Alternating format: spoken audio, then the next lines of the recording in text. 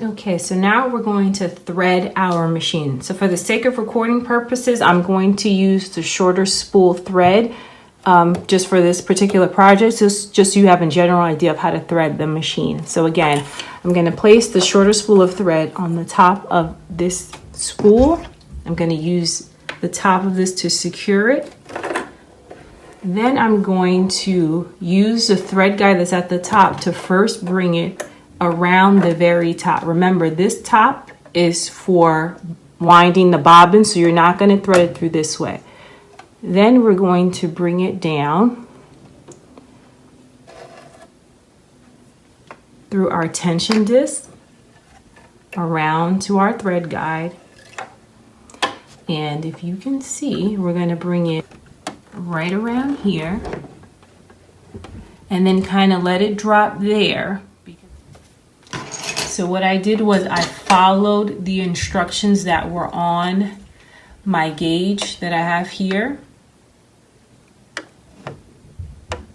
And it just shows you how the bobbin should look when it's guided in. And I'm going to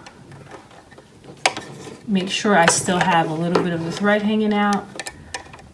I'm just gonna clip it. What I like about these machines as well is, in addition to the clear bobbin case, you're also going to get measurement, and these are going to be vital when you're sewing because it lets you know if you're staying within your stitches.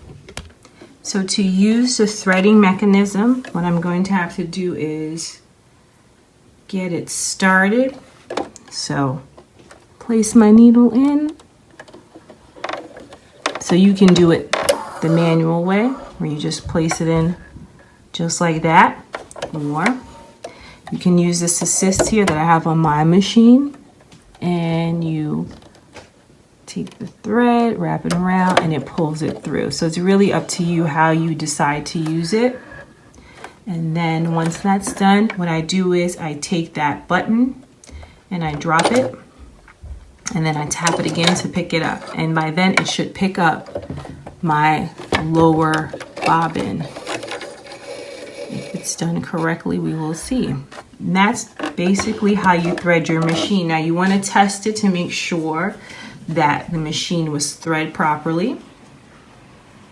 So you just get a piece of scrap paper. I'm going to leave my needle position at 1. I'm going to press that down switch. So we are going down. I have it at a medium speed. I'm going to put it on 3 to make sure that we can see it. So I'm just going to start very gingerly. Sounds okay. I don't hear any pulling. I don't hear anything that gives me an indication that the bobbin or the top thread are giving me any issues. I'm gonna speed this up a little bit. Stop, pick it up, pull that out, and let's see what we've got going on here. So this is going to be our top thread, the orange, and then our bottom thread is the black. So it looks like our stitches are fine, which means it threaded just the way we want it to. And that is how you thread a standard computerized sewing machine. Lastly, I'm going to show you guys how to wind a bobbin. And that is just how you're going to be able to have that lower thread area bobbin. So it usually looks like this, so you can use the metal. We have these holes here that are going to help us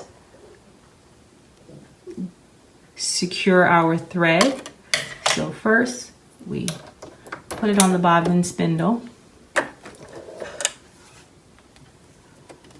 And remember, for a normal sewing, we have the thread guide come through this direction. But when we're sewing for our bobbin or winding our bobbin, our thread guide is this top one right here. So we're going to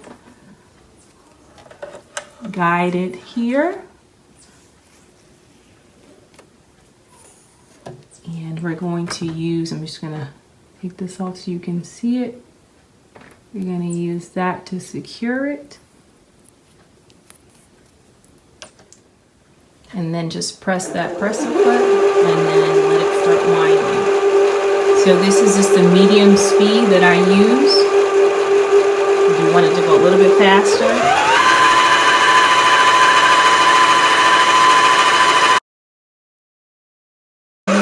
Normally when it's done, you'll notice it just becomes a little more taut and it doesn't go all the way, and that's how you know that it's ready to be taken out.